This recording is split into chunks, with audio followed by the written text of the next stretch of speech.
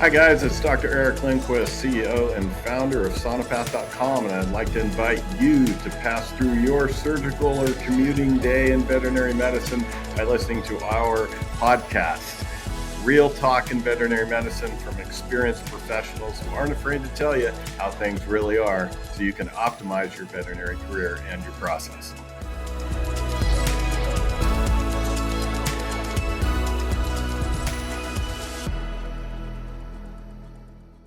Hello everyone, here we are again. It's Dr. Eric Lindquist with SonoPath with SonoTalks, our next episode. And today we have Dr. Karen Ebersole, new specialist ABVP. She just passed this year.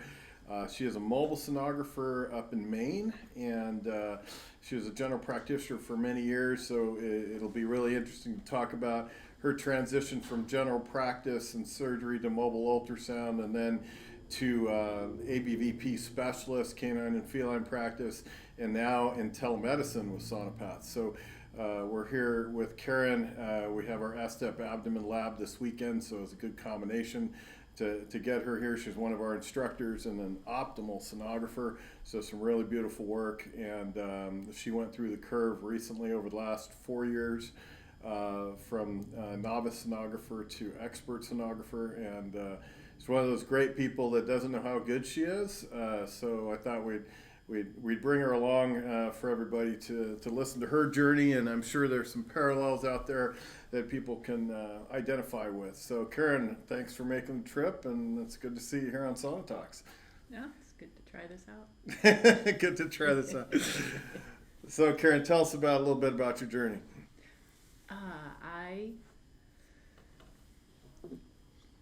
I've been at vet med for a while. I graduated in '96.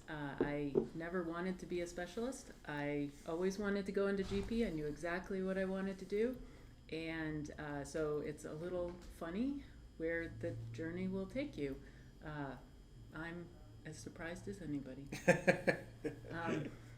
I had done ultrasound from when I graduated. I've done many ultrasound courses over the year. My first was the first year I graduated. My boss sent me right off to a weekend course, I think at Purdue, so I could use the machine that they had, which was nice. But ultrasound's come a long way, and I was out of veterinary medicine for 7 years when I was raising my kids, and then came back and dabbled in ultrasound, and I thought, well, if I'm going to do this more, I want to get good at it. And I went again and did more courses, more traditional courses, and more CE online, and it still wasn't yielding many results as far as I could tell. And then, so I thought, okay, there is either a better way, or I'm not going to be an ultrasound anymore. I don't want to waste time with it. But then I found S-Step on a internet search, and the more I started reading about it, I was like, this makes sense. I like this. And I looked over the progression, and I started playing with it a little, and then I signed up for a course. And yeah, I was all in. Like, this makes sense. This really makes sense. I can't be spending that much time doing an ultrasound. Nobody likes it. The dog doesn't, the tech doesn't, I don't. And that really, it took off at that point. That's interesting. You know, it's amazing. Every time I do these talks with people that I've known for a long time, I find out something new. So that's enlightening. I mean, it's really testimony to you, because you've been a very quick learn, and it's interesting how, I forgot that you had left veterinary medicine for a number of years and then came back, and some people just take it like fish to water, and you get it. It makes a lot of sense, and that's great. That's great. And you have come from a basic level to a very high level in a very short amount of time, and you're one of our top instructors here now, and your reads are so easy to read. It's almost, you don't really need to. In fact, I don't need to anymore, because now you're reading yourself. So, but I could tell that I could put your image sets up with the top sonographers that I know in a very short amount of time, which is a wonderful thing. Yeah, it's amazing. So tell me about ultrasound as a general practitioner and then as a mobile sonographer. How was that transition before and after, and do you miss general practice at all? It was hard deciding to leave GP. I also have an interest in shelter med, and I had trained in high quality, high volume spay neuter, so I spent a year as a shelter vet at a very busy shelter for a year while I was getting my business started after I left GP. I had to make a whole bunch of lists on the pros and cons of leaving GP. I just had to do it at that point. But in GP, they kept pulling me out of the ultrasound room because I'd keep migrating back there, and I thought, well, that's not really fair to them. Maybe I could do this full time. That would be really fun, I think. But there's some things that I miss pre-COVID about vet med. But I get to be in vet practices every day now. I feel at home in vet practices. I know their rhythm and their routine and what days are going to be rough, and just how things are going when you walk in. As far as scanning as a GP versus mobile, well, my curve jumped really fast out of necessity. It is. There is always a bit of a sink and swim concept with that, right? In GP, I had a security blanket of I tell the tech, okay, you can put the animal back in the cage, and I'll let you know if I need you to get him back out. In mobile, no. That is not. You get one shot. That is it's an Eminem song. You got one shot. You got to make it happen. Right? So that's where I've leaned on S-Step. Like, oh my gosh, I hope I got that view, and as long as I didn't miss a step, I'm good. But I had to let go of that security blanket. It's fun to get so good at one thing. Yes, right. I miss the variety of things, but I see a variety of things. I see really cool stuff every day. I get to look at cool cases every day. I get to drive around the Maine countryside and Portland, the city. It's great fun. Right. Yeah, it's amazing. Did you find that you wonder how much stuff you miss when you're doing strict sonography all the time? And I call it cheating. We get to work at cheating at the same, because we get to see stuff that as a general practitioner I never thought were living there. And did you run into the same scenario? Yeah. I must have missed so much, and certainly missed so much with ultrasound before I was figuring out how to do a full progression that included everything. But my goal is to help the vets that I work with not to miss stuff. Right. My job is I want to make them look good. So I do everything I can to proactively point that out, to help them out in whatever way I can.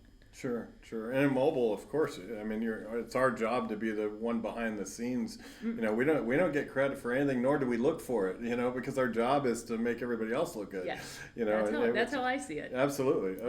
Yeah. So if you're out there looking to go mobile, if you can't get that attitude, you're going to fail horribly because it's all about helping everybody else out. And I find it extremely gratifying, even today, and with our education and in mobile. And I think a lot of the educational technique comes from all those years in mobile, because essentially you're helping others get better all the time, and then you're in and out the back door, and just, I always say, you always want to be the person that gets invited first to the barbecue, right? If you're not that person, your business is going to fail. Yeah. I've seen plenty of bad personalities fail horribly, no matter how great of a sonographer they were when they got into mobile, because people want a friendly face coming through that door. And somebody that's going to help them. They want to know that somebody's going to help them in the foxhole, Yes, get in the trenches with them. And I have a genuine fondness for my clients. I enjoy the people that I'm interacting with. So isn't that great? It is. We were just talking about that. It's a wonderful thing, and you end up creating a more synergistic relationship with your clients as well. And and then if you have trouble with certain clients, you're only there for 15-20 minutes at a time anyway, so there's the opposite side of it.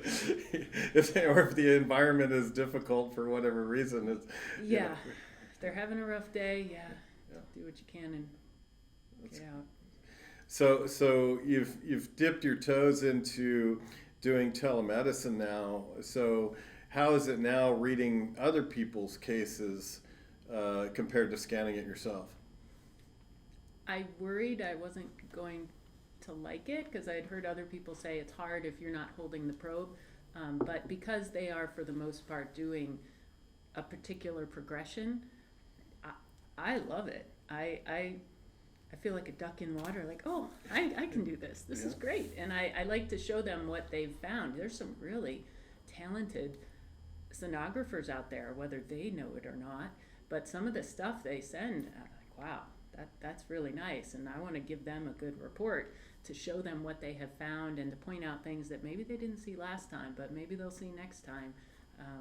I really enjoy it. That's great. That's great.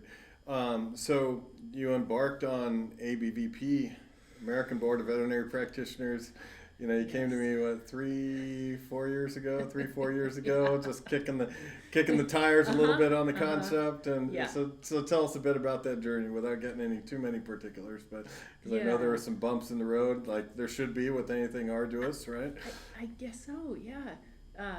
I maybe didn't think it through all the way, but I jumped in and just, there aren't many ABVP specialists in Maine. There's only a few. And so I didn't even know, what can you do with that? Does it make a difference? In GP, I don't know, maybe it would have, maybe it wouldn't. But being mobile and then being able to stretch into these other areas such as lecturing and instructing and reading telemedicine and just getting that extra level of expertise, that makes it really, really cool. It's coming to SonoPath and seeing you and the other specialists like, oh, hey, I could do some cool stuff with that. And it's a specialty, and I didn't want to do specialty, but it's a broad specialty. Right. I don't have to narrow down into like cardiology or one tiny little area. I can still spread out a bit. And that's exciting to be able to do it this late in the game. Yeah. What was well, obviously the most gratifying part was passing, I'm sure, right? But or I could be wrong. You know, maybe there are other gratifying moments. But what was the most arduous or probably multiple arduous issues? You know, going through the process. Oh, the case report. So there needs to be those 2 case reports done.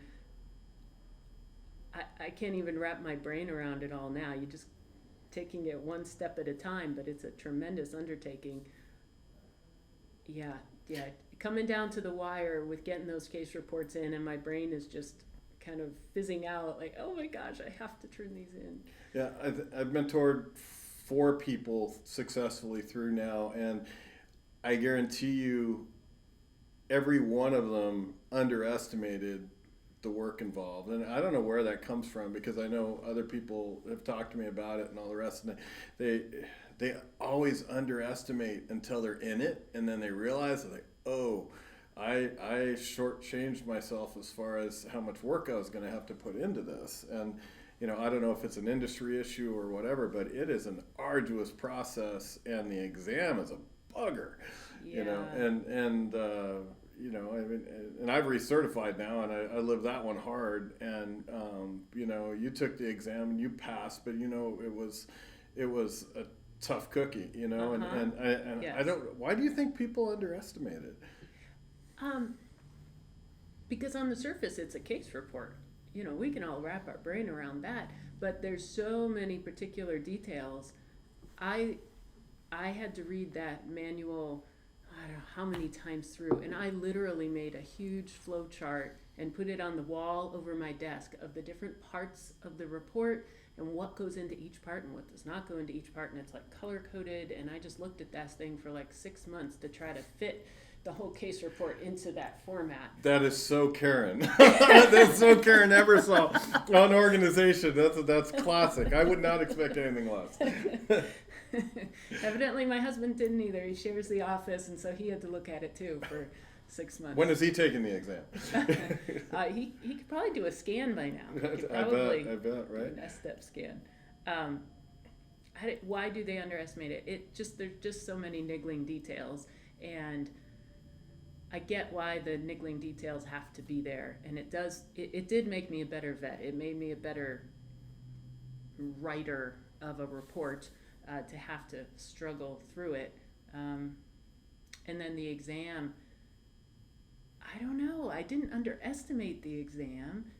Thankfully, you had laid out this is going to take 9 months of maybe hour or two a day, 6 days a week. I'm like, okay, all right. And I put in the time and dug through it all. But it does take that much. Yeah. There is no jumping in 2 months ahead. The people that I know that failed the exam or failed the process, I always tell everybody, for your case reports, you're looking at or the whole process, a full 2 years, 6 days a week, 2 hours a day. If you can't do the time, you're not going to do the crime. And you have to be able to dedicate that time first. And what happens is people think about it, it's like, well, I don't want it that bad, I can't do the time. So then don't do it, because you're going to be wasting your time, you're going to be wasting my time. But you did it, and but that was the first question. I don't know if you remember. I asked you that question. Do you have that time? Well, and that made you think. You took about a month before you decided to come back and say, yeah, I'm going to do that. Well, you had to try to dissuade me first, and no, you threw all the reasons out of why I would not want to do this. And yes, then I had to think about it. And thankfully, my husband was on board, and my kids came along for the ride. And oh, they definitely have to be on board. I remember at the time when I did it back in 2003. I mean, I had a kid on the floor, and one's here right now, Nicoletta, and another on the way. And it's trying to carve out that kind of time and that time frame with a full-time job and bills to pay. It's tough, but the back end of it is infinity. You can do so much with it. I mean, there's some great figures out there historically, and Margie Shirk being one of them, Yes. And a number of other people that are lecturing that are ABVP, so it's amazing. Sometimes when I was a GP and I was listening to people, it's like, that person's ABVP, what's that all about? Mm-hmm. And so you don't realize how many people are out there lecturing, and I get around a bit, but it's it really is what you make of it. I mean, some people don't do anything with it, but others really run with it and create big things, and that's great. No, we're all very proud of what you've been able to accomplish, and so life before ABVP, life after ABVP. It's only been a few months now, but I mean, how are you different now? I mean, all your clients know that you know everything now, right? Because that's what happened to me. It's like, oh, he's just a GP. Now he's ABVP. He knows everything. So you're supposed to have all the latest and greatest research right off the top of your head, right? I didn't make a huge deal of it with my clients. Maybe I should have put out more of an announcement or whatnot, but all of them were already so supportive, and were like, I knew you'd pass. Oh, that's awesome. You're the smartest vet I know. Of course you'd pass. I'm like, well, thank you. That's sweet. I can still fail, but that's sweet. I'm just dipping my toe in. It's just been so fresh and recent. You were mentioning family and the carving out time. Sure. My kids, they're a little bit older. They're teenagers, but I think it's important that they see me reaching for something that I feel passionate about, and you don't have to stop doing that. They still have to drop everything for the things they need, but they're seeing me do this cool thing. I think that's a really important example to set. Right, absolutely. I went through a similar thing when my kids were older, and when I recertified, they saw me grinding away at it, and it's a good thing for them to see, because there was adversity involved in my situation if it eventually got through it. But, they got to see the parents get lumped up a little bit, and overcome it. It's a good thing, because they're gonna have similar challenges, and I think it's a really good thing for kids to see, what you have to address and how you have to address it, and why, and what strategies you take mentally to be able to get through it. And in the end, it's just roll your sleeves up and grind it out and lose a little more sleep. Yes and no. Yeah. handling things professionally and respectfully, yet handling them, for sure. So what's up for your career now? Where are you going with this? Now that you got all these letters behind your name, and you're going to be doing your first lectures tomorrow here at the facility, and you're going to be working with me on the virtual lab. Yeah. So we're going to be scanning virtually with a bunch of people from all around the world, and some pretty cool stuff. And so, where do you see it going? Well, I made it this far. What do you want to do with it? What would you like to see? Where are you 2 years from now? Oh gosh, the lecturing's great. I love to empower vets to push ultrasound and use it to the most clinical advantage they can, where they're at and what they're doing. So I really enjoy the instructing. I enjoy the telemed for similar purposes. I mean, you're being helpful, and I also like to just know and learn as much as I possibly can.